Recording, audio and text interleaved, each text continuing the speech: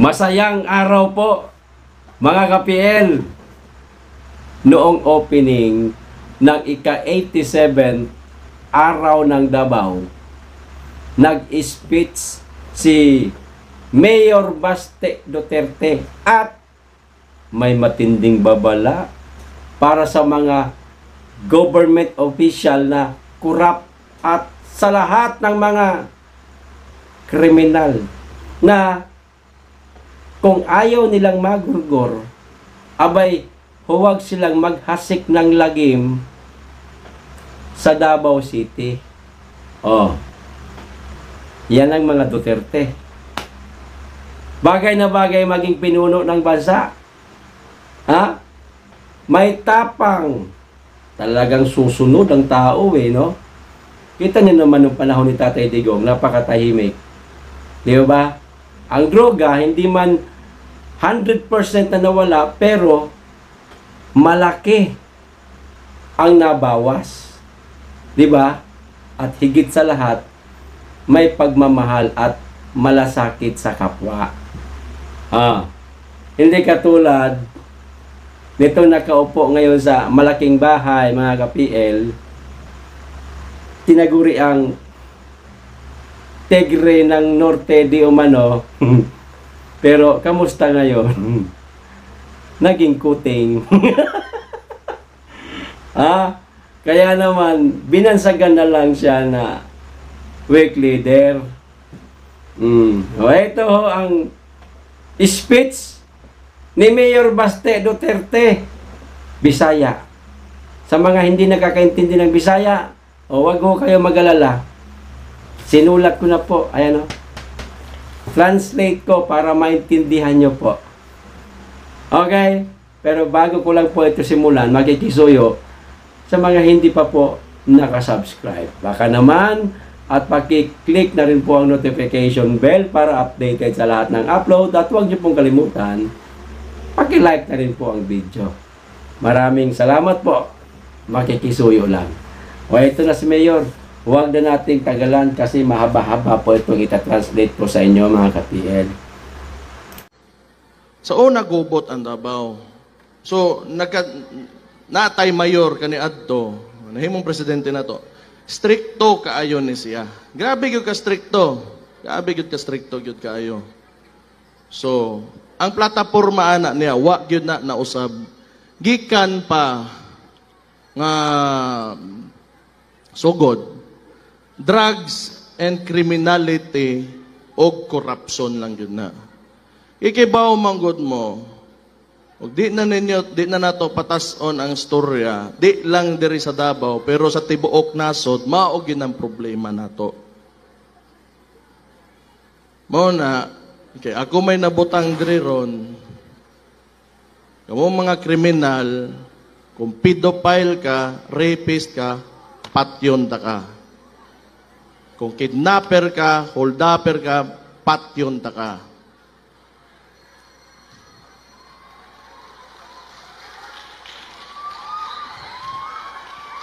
Kung korap ka, o naka sa gobyerno, kalabanon gyud ta ka. Paning ka. Pero kung medyo okay ra ka, posposan lang da ka, badlongon lang ka, uway lang imong katapat diha, bunalan da ka.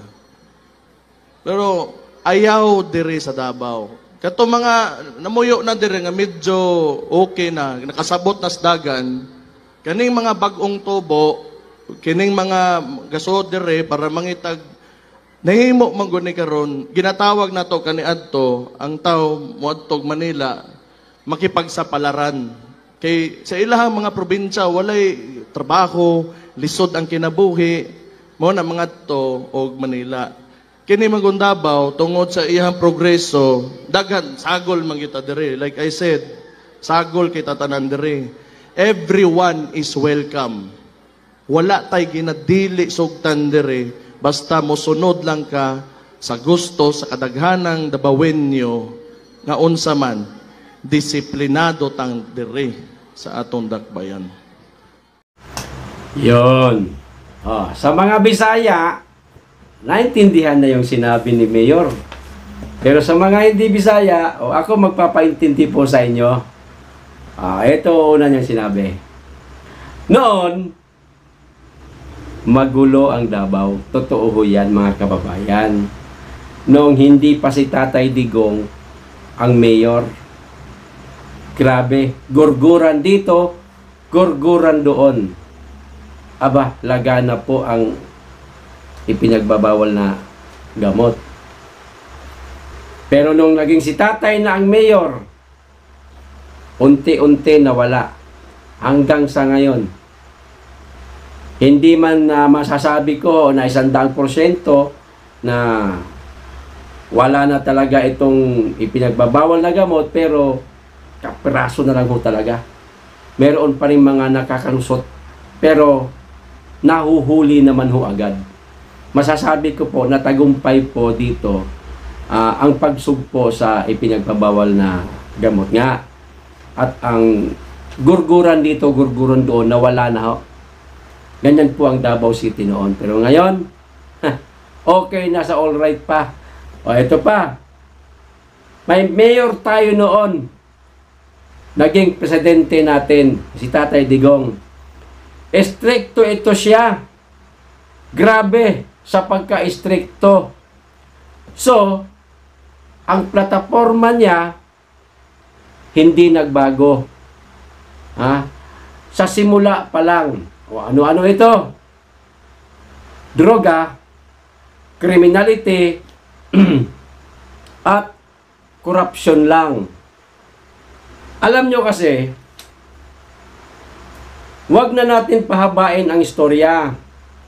Hindi lang dito sa Davao, maging sa buong bansa, yan ang problema natin. Totoo ho yan, mga kababayan. Diba?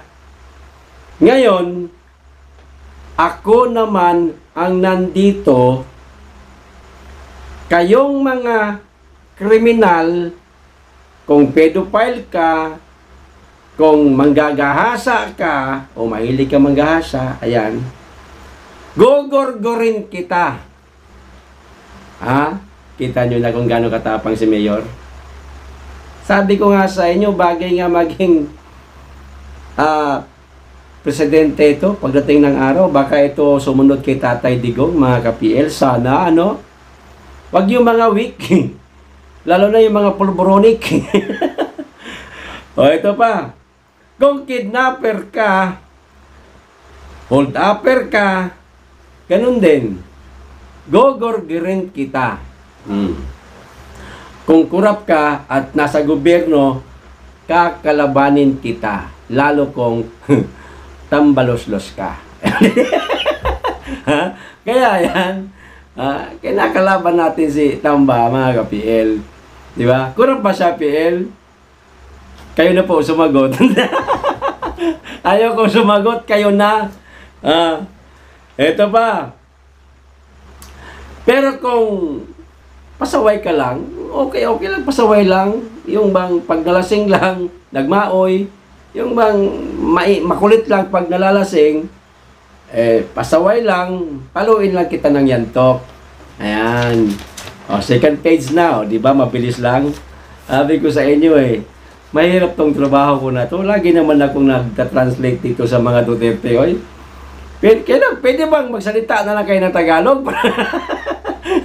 Diretso na tayo dito. Pambihira naman talaga. Yorme! Basta Tagalog na po ba? Ay, sige. Kapoy biapot kayo. Sige. Nagreklamo no? Eto na. Kaya, huwag kayo dito sa Davao. Kung ano yung sinabi ni Tatay Digong noon, eto rin ang sinabi ngayon ng bunsong anak ni Tatay. Manang-mana nga, pati yung boses, pag nagsalita, yung bagsak ng mga salita, tatay na tatay ang datingan. No? Parang si Tatay lang na pinagwapo. Di ba? Gwapo din naman si Tatay, pero mas gwapo to. May lahing aliman ito Di ba? Yung mga nakatira dito na okay na, naintindihan na ang pamamalakad sa Davao, Parang okay lang. Chill lang kayo dyan. At least alam niyo naman yung pamamalakad eh. Magtrabaho lang kayo ng maayos. Huwag lang gumawa ng masama. Huwag magnakaw. Yan. Naintindihan nyo na. Okay? Itong mga bagong sibol, ayan, tapang-tapangan yan. Makashot lang ng isang basong Red Horse. Kala mo kung sino matapang na. Welcome ang lahat. Basta sumunod lang at maging disiplinado lang. Ayan.